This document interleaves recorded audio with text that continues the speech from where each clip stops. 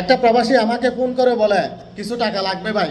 আমি বলি যে কত টাকা? বলে যে ভাই 5,000 টাকা। আমি তো হাসতেছি, আমি মনে করছি ওই প্রবাসী আমার সাথে দুষ্টামি করতেছে। বলে যে ভাই জানুয়ারিতে বাচ্চাদেরকে ভর্তি করাতে হবে, এই জন্য 5,000 টাকা দরকার। আমি বলি যে তুমি স্যালারি পাও নাই? বলে যে ভাই আজকে 2 মাস ধরে আমার চাকরি নাই। আমি বলি চাকরি নাই কেন? বলে যে ভাই দোকানে কাজ কাম নাই, এই জন্য আমাদেরকে চাকরি থেকে অব্যাহতি দিয়েছে। প্রবাসীদের যখন 1 মাস 2 মাস চাকরি থাকে না, তখন প্রবাসীরা ফ্যামিলিতে টাকা পাঠাতে পারে না। এমনকি প্রবাসীরা প্রবাসে নিজেই চলতে পারে না।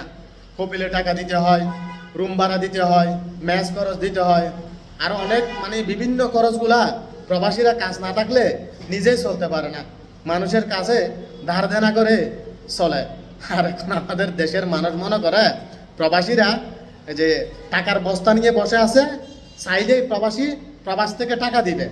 এখন এমনটাই অবস্থা আর কি। ওই প্রবাসী 4 বছর ধরে প্রবাসী আছে, নিজের কাছে অবশিষ্ট কিছু নাই। 1 মাস যদি চাকরি করতে না পারে, নিজেই চলতে পারে না, কিভাবে ফ্যামিলিতে টাকা দিবে? একটু চিন্তা করে দেখেন আপনারা। প্রবাসী সম্পর্কে আপনারা যেগুলা ব্যাড মন্তব্য করেন, এগুলা থেকে আপনারা বিরত থাকেন।